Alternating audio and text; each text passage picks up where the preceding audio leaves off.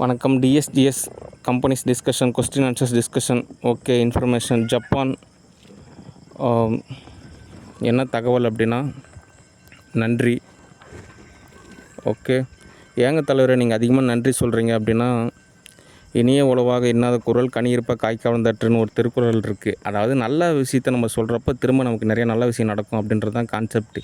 Okay, சரி. அடுத்து government discussion. கவர்மெண்ட்டை பொறுத்த வரைக்கும் அவ்வளோ காம்ப்ளிகேட்டட் தேரியெல்லாம் கிடையாது. சாதாரணமான உளவியல் ரீதியான ஒரு கான்செப்ட் தான். ஓரளவு எல்லா கவர்மெண்ட்டுமே ஓரளவு அருமையாக தான் இருக்குது. கேஷ் கிடச்சிச்சின்னா எல்லாமே ஓரளவு தோதாகும். அடுத்து ஸ்டாலினை பொறுத்த வரைக்கும், அவரோட ஆத்மநிலையை பொறுத்த வரைக்கும் முக்தியை நோக்கி அவர் பயணிக்கலாம். ஆனாலுமே அவருக்கு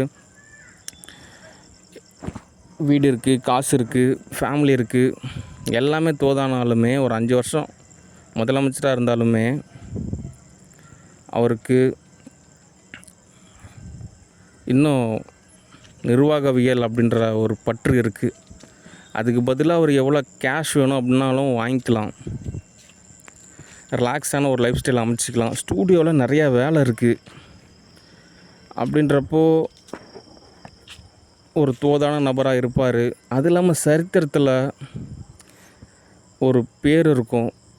ராஜராஜன் சோழன் அவருக்குன்னு ஒரு கோவில், அதனால் அவருக்கு இன்றைக்கி வரைக்குமே புகழ் இருக்குது. ஓகே, அதனால் சாதாரணமாக அவர் கடந்து போகலாம். ஆனால் அவர் ஏன் இவ்வளோ பற்று அப்படின்றது ஒரு கொஸ்டினாக இருக்குது. ஒரு வேளை சூழ்நிலை வேறு மாதிரி மாறுமோ அப்படின்னு நினைக்கிறாரு. அப்படிலாம் நடக்காது. இன்னும் மகிழ்வாக, இன்னும் அருமையாக இருக்கும். அதை அவர் புரிஞ்சிக்க மாட்டேங்கிறாரு. அடுத்து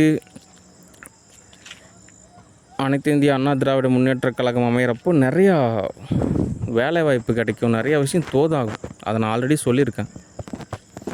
ஓகே, அதனால் சமாதானம் அப்படின்றது தான் சரியான தீர்வு. ஆனால் யதார்த்த ரீதியாக யாம் ஒரு இயக்குனர், யார் ஜெயிச்சா என்ன, யார் தோற்றா என்ன, அவங்கவுங்க உழைச்சா மட்டும்தான் சோறு அப்படின்ற கான்செப்ட் இருக்குது.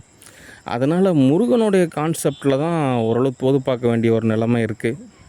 ஓகே, மற்றபடி டோன்ட் மிஸ் அண்டர்ஸ்டாண்டிங். ஓகே, ஏன் அப்படின்னா இவங்க எனக்கு எதிராக எல்லாத்தையும் செயல்படுத்துகிற மாதிரியான ஒரு நிலையில் இவங்க இயங்குறாங்க. அப்படிலாம் ஒன்றுமே கிடையாது. ஓகே, எத்தனையோ உலக நாடு இருக்குது, எவ்வளவோ காசு இருக்குது, எவ்வளவோ நிர்வகிக்கலாம். கடந்து போகணும். அப்போ தான் நிறையா விஷயம் தோதாகும். அது மனித ஆத்மாவை பொறுத்த வரைக்கும் ஒரு 85 வயசு இல்லை 100 வயசில் தான் அந்த ஆத்மாவானது ஒரு சமநிலை ஏற்படும். சரீரம் மாறும், ஆனால் ஆத்மாவுக்கு யுகம் யுகமான கால கணக்கீடு தேவைப்படுது. ஓகே, அதனால் கடந்து போக வேண்டிய விஷயம். Okay, error ஏற்படுத்திக்காதீங்க. ஓகே, சரி. அடுத்து ஸ்டூடியோ டிஸ்கஷன். ஸ்டூடியோ பொறுத்த வரைக்கும் என்ன யதார்த்த ரீதியான தகவல் அப்படின்னா, பேசாமல் ஒரு 4 நாளைக்கு ஸ்டூடியோ லீவு அப்படின்ற மாதிரி சொல்லிடலான் இருக்கேன். ஏன் அப்படின்னா ஏதோ எரர். ஓகே, இந்த எரர் எல்லாமே அப்படி ஒரு லட்சக்கணக்கான எரர் அப்படிலாம் கிடையாது. ஒரு சில பேர் தான் எரர். ஓகே, அதுக்கு என்ன உளவியல் ரீதியான காரணம் அப்படின்னா, ஸ்டூடியோ அப்படின்றது ஒரு பிஸ்னஸ் தான்.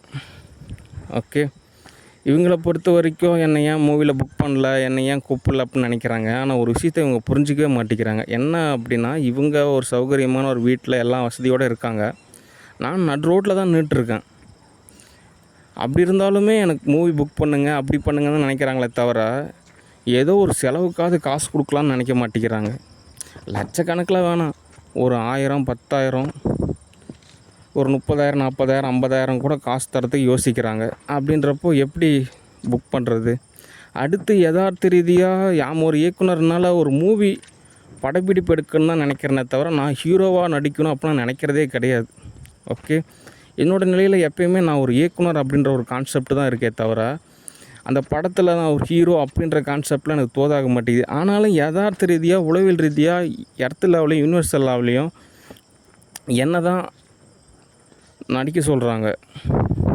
ஓகே, மற்றபடி ஒரு சில ஆர்டிஸ்ட்டு ஏதாவது கேஷ் கொடுக்குறாங்க அப்படின்றப்போ, ஏதோ வகையில் தோது பார்க்குறன்றப்போ அவங்களே தாராளமாக படத்தில் நடிக்கலாம். ஓகே, அடுத்து ஆக்டர் சிவகார்த்திகேயன் பொறுத்த வரைக்கும் அதுதான் தகவல். ஒரு 1000, ஒரு 5000, ஒரு 10,000, ஒரு 50,000 கேஷ் கொடுத்தாருன்னா ஒன்றும் தெரிவிக்காது. இவர் கேஷ் கொடுத்தா திரும்ப கிடைக்குமா, தோதாகுமா அப்படின்னு சந்தேகத்திலேயே ஒரு காசு தரத்தை யோசிக்கிறாரு. ஆனால் புக் பண்ணுங்க அப்படின்னா எப்படி புக் பண்ணுறது, ரொம்ப சிரமம். இப்போ நான் ஒரு மூவியில் நடிக்கிறேன், எனக்கு கேஷ் கிடைக்கிது. அதுக்கப்புறம் இவர் என்கிட்ட வராரு, இந்த மாதிரி ஒரு பிஸ்னஸ் பண்ணுறேன், எனக்கு ஒரு 10 கோடி ரூபா காசு கொடுங்கன்னா கூட நான் காசு கொடுப்பேன். ஏன் அப்படின்னா யதார்த்த ரீதியாக ஒவ்வொரு மூவிலையும் நடித்து சம்பாதிக்கின்றது ரொம்ப சிரமம், ரொம்பவே சிரமம். அதே சமயத்தில் இந்த மாதிரி தொழிலில் இன்வெஸ்ட் பண்ணோம் அப்படின்னா ஓரளவு கேஷ் கிடைக்கும். ஓகே, இந்த தொழில் ரீதியான நிறையா விஷயத்தில் நான் ட்ரைனிங் ஆனதுனால தொழில் மேலே எனக்கு ஈடுபாடு அதிகம். ஆனால் இவங்க அதை புரிஞ்சிக்க மாட்டேங்கிறாங்க. எல்லா ஆர்டிஸ்ட்டுக்குமே அதுதான் தகவல். அட்லீஸ்ட் ஒரு 1000 ரூபாவாவது நீங்கள் கொடுத்தீங்க அப்படின்னா ஏதோ ஒரு வகையில் தோது பார்க்கலாம். ஓகே, ஆனால் இவங்க கூகுள் பேவிலையோ அல்லது யார்கிட்டையாவது கேஷ் கொடுத்து அனுப்பலாம் அப்படின்லாம் நினைக்க மாட்டேங்கிறாங்க. ஆனால் ஆன்லைனை பொறுத்த வரைக்கும் புக் பண்ணுங்கள், ஒரு புகழ் வேணும் அப்படின்னு தான் நினைக்கிறாங்களே தவிர யதார்த்த ரீதியான ஒரு சூழ்நிலையை புரிஞ்சிக்க மாட்டேங்கிறாங்க. அதுதான் எரர் ஆகுது. ஓகே, மற்றபடி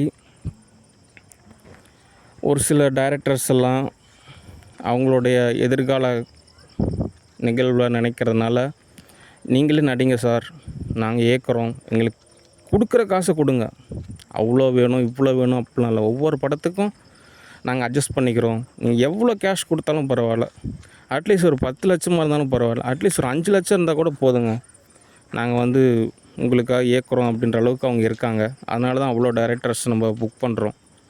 ஓகே, ஏன்னா டைரக்டர்ஸுக்கும் யதார்த்த ரீதியான வாழ்வியல் புரியுது. சரி, ஓகே, நம்ம இந்த மூவிக்கு இவ்வளோ தான் நம்ம கேஷ் கிடைக்கும், அடுத்த மூவியில் வேணால் இன்னும் கொஞ்சம் கேஷ் கேட்டு வாங்கிக்கலாம். சரி, ஓகே, அவங்களே ஒரு அட்ஜஸ்ட்மெண்ட் இருக்காங்க.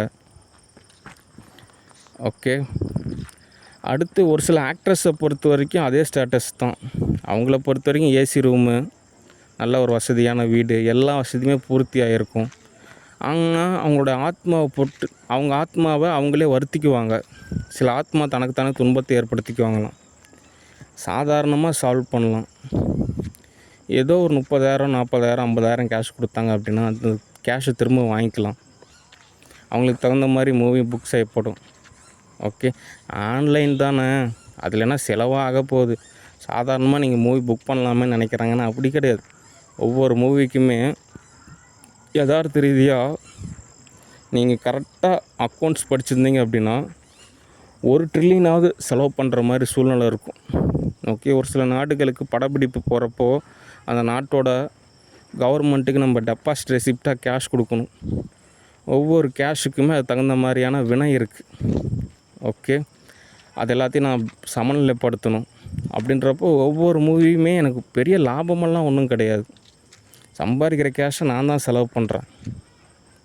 ஓகே, அப்படின்றனால இந்த மாதிரி ஒரு 10,000 மூவிஸ் பார்த்துருக்கணும், ஒரு 10,000 புக்ஸ் படிச்சிருக்கணும் அப்படின்றலாம் கான்செப்ட் இருந்தாலுமே அட்லீஸ்ட் 1 ட்ரில்லியனாவது கேஷ் இருக்கணும். அப்போ தான் இப்போதைய சூழ்நிலைக்கு தோதாகும். அவ்வளோ காசு செலவு பண்ண வேண்டியதாக இருக்குது. அப்படின்றப்போ இவங்க தரப்புலேருந்து ஏதாவது கேஷ் கொடுத்தாங்க அப்படின்னா சரி, ஓகே, யதார்த்த ரீதியாக நம்ம ஏதாவது கொஞ்சம் மூவ் பண்ணலான்னு சொல்லிட்டு மூவ் பண்ணலாம். பிஸ்னஸ் பற்றியே புரிய மாட்டேங்குது, சும்மா நப்பாசை மட்டும் இருக்குது. நான் நடிக்கணும், புகழாகணும், காசு சம்பாதிக்கணும், ஃபேமிலி, அதுக்கப்புறம் ரிலேட்டிவ், அதுக்கப்புறம் என்னை சார்ந்த ஒரு நபர்கிட்ட நான் ஒரு கெத்து காட்டணும்னு நினைக்கிறாங்க. ஆனால் யதார்த்த ரீதியாக ஒரு தொழில் ரீதியாக புரிஞ்சிக்க மாட்டேங்கிறாங்க. அதில் தான் எக்கச்சக்கமான எரர். ஓகே, அதனால் ஒரு சமநிலையான ஒரு மனநிலையில் அவங்க தொழில் ரீதியாக நிறையா விஷயம் புரிஞ்சிக்கணும். ஓகே, ஆமாம், டைரக்டர்ஸ்லாம் நிறைய பேர் இருக்காங்க, அவங்க ஒரு நாளைக்கு சாப்பிட்ணும், அட்லீஸ்ட் ஒரு டீ செலவுக்காவது காசு கொடுக்கணும், ஏதாவது அவங்களுக்கு ஒரு உற்சாகம் மாதிரியான நிலையில் ஓரளவுக்கு கேஷ் கொடுத்தா அவங்களுக்கு ஒரு மணி மோட்டிவேஷனாக இருக்கும். அதுக்கப்புறம் அவங்க நமக்காக நிறையா மூவிஸ் புக் பண்ணுவாங்க. அதுக்கப்புறம் ப்ரொடியூசர்கிட்ட கேஷ் கிடைக்கிறப்ப நம்மளுக்கு கூப்பிடுவாங்க, நம்ம படம் நடிக்கலாம், அதுக்கப்புறம் நமக்கு கேஷ் கொடுப்பாங்க, அதுக்கப்புறம் நம்ம தோது பார்த்துக்கலாம்னு நினைக்க மாட்டேங்கிறாங்க. ஒரு வேளை இவங்க நல்ல விதமாக நினச்சாங்க அப்படின்னா ஏதாவது கேஷ் கொடுப்பாங்க, அதுக்கப்புறம் எல்லாமே தோதாகும்.